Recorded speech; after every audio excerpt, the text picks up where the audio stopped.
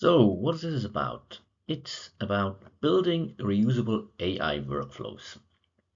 And this is not only for easy tasks, but also for complex tasks like contract review. We don't need any coding knowledge, and you can download it at the end, the slide deck, as well as a sample workflow, which I will show during this presentation, including the instructions. So when does it make sense?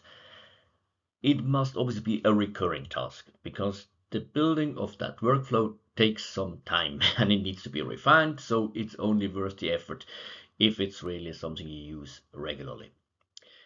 The task must be structured, so it must be always follow the same steps. So it's not ideal if you have always different things, so then it doesn't really make sense. And most importantly, actually, it only works if you have a reference. So if the reference is only in your head, it doesn't work. But if you have documents like contract templates or playbooks or standards that you want to apply against a certain other product, then it works.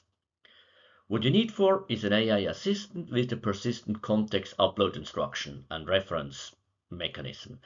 This is currently, when I do this video in March 2026, this can be done in Claude, it's called projects, in ChatGPT it calls projects. If you have Harvey, you need to make a combination of storing the documents in Vault and then run a workflow on it. So the idea behind this, you should teach the AI to think like a lawyer. So the problem is we are educated professionals. We have a lot of knowledge in ourselves, which we don't even are aware of. We know what is best practice. We know how a contract should look like, and we know the law. So the AI doesn't know that, obviously. So what we need to do is actually give them, in a nutshell, that knowledge for a certain task. So it's like you may have seen the first video I did about the prompting. It's about the same system. So you need to have to define the role and the expertise firstly. Then you load the reference documents that capture your position. Then you define the workflow, and then you define the output format. So if you want to look again, I had a video and a cheat sheet about what are best practice for prompting. So this is what I think the lawyer does when he approaches a problem. So firstly, and this is maybe inherent, is prepare, understand your position. So you should know what you want, you should know what good looks like. Then you check. So you need to, I always have to check if, do I have all the documents that I need for my review, or is something not available? Also, it's relevant. Then I do review it against the position, and then I have an output. Maybe in my case, normally this is a markup, but here it's more an assessment. And then at the end, that's only a step required for AI, you need to validate it, so the human review passed. So first thing is internalize your position. As I said before, the lawyer has implicit knowledge, the law, best practices, and the client's needs. So the principle is that we have load reference documents that define your positions. Then, as a next step, AI should read them and confirm it has understood, and by making a confirmation, it should summarize it. 3 to 5 bullets per document. This confirmation is quite important because then you see rather early if AI hasn't understood properly the documents, maybe it couldn't read or it didn't relate the context. So it's important to have this first step so that you have a well-educated, to the extent possible, AI in front of you. In the example I will share with you, you see there we have a standard supply agreement for procurement contracts. We have a group minimum standards about the minimum contract principles. We have supplier code of practice for AI because that's an AI review I have here as an example. And then I've made an assessment template. It's already pre-filled with the positions of our company. So the next step is then to check document completeness. So I asked AI, or you ask AI, to list all documents uploaded and have a look what has he got. Then he should go through them and identify any document missing. So maybe there's a document incorporated by reference, like a link to the web, but not provided in the document.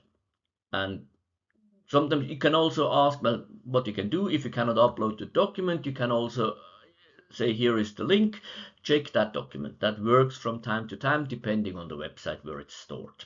Or you can also, what I do, sometimes if it doesn't work at all, I copy paste the text into the chat. But coming back to the presentation, for each missing document, AI should tell you, ask the user explicitly, can you upload it? Do you have it? Can you get it? Or flag it as a risk if it's not available. So what I have done here, I have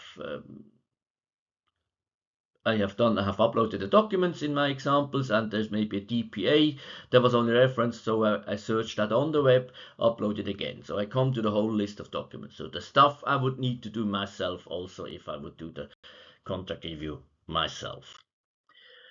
So the next step is then the core task. It's review the supplier documents. So it's important actually. I realized that when I drafted up this instruction that the AI reads first the document and understands how they interconnect, because I do normally IT contracts, and there are somewhere between 10 and 15 different documents, like usage policies, data privacy agreements, specifications of services, you name it. And so therefore it is important that AI firstly gets a decent understanding of the documents and the hierarchy. So he should do a check before even going to the questions. And that's what they do. On the right side, you see the contact example. He should read start with the main agreement and then all annexes, inclusive reference documents, and then identify the order of precedence within the documents. That's an important point, because if it's sometimes overwritten, let's say they have good example about the confidentiality section has a return and deletion obligation, and sometimes the data privacy document has the same, which only applies to personal data and not for company data that is confidential. So you should understand that mechanism.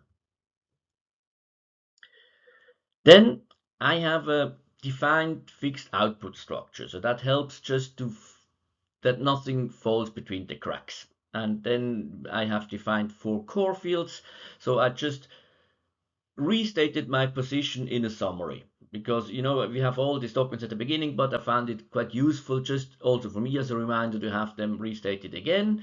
Then I ask AI to list the opposite party position, identify the gap, and then also what is the risk of that gap. So that's important that we say not all gaps are a risk. And it has at the end, it should have a proposed solution if the matter is negotiable or if it is not. Sometimes if there's not a balance of power between suppliers and buyers, then there may be a limited willingness to negotiate contracts. And then you should also have an internal mitigation idea if you want to accept the contract. And at the end, you should create a summary table in plain language. Here in my example, I said categories are the usual suspects: IP, confidentiality, data privacy, and so on. I made also instructions about how to write it. So let's say the counterparty position that's written for me as a lawyer should be precise legal analysis with documents. So where does it come from? Reference, so I can check it. The risks, on the other hand, should be written for a business client, so it should not be very technical and repeating what he has just said before. Same is true for the summary. And the output should be in a Word document, so I can work on it afterwards. You can see I have on my website, together with the slide, there's an assessment template which exactly does what I just explained. And at the end, when you have this, it looks very nice, very flawless, until you start to read it. It's like always, it is not perfect. So it's important you check it for errors. And I have there a separate video which exactly deals on that topic. There are predictable errors. So say, like as I said before, these cross-document interactions, they may just not get it. It may confuse simple legal concepts, or maybe personal data with confidential data, because both has about the same rules about destruction afterwards, use it only for a limited purpose. So it's somewhat similar, but obviously different. And it may miss that if something is not written in the law, in the contract, the law may apply, which has also a conclusion. And then the other side, and that's the easy one, was that predictables, and you have the unpredictable. That's just the hallucinations. As in my video I said before and last time, this is just they make something completely up. They say something that is just wrong. It finds an issue which is not. Or even what's worse is they make a correct analysis and then a completely nonsense conclusion, which is difficult to spot sometimes because it sounds all very logic until you read it and say, oh, that's not really how it should be. And then they may just simply miss things. So it's important, this check is mandatory, but still at the end of the day it saves you a lot of time, the whole exercise, because you have all the reference there, you have a structured document which you can pass on to the internal client or other functions, so it, or also for later reference purposes, it's a very helpful start point. And I think in my view also this mandatory validation, it takes definitely some time, but it's still on the bottom line, it is a substantial improvement towards if I do it all manually.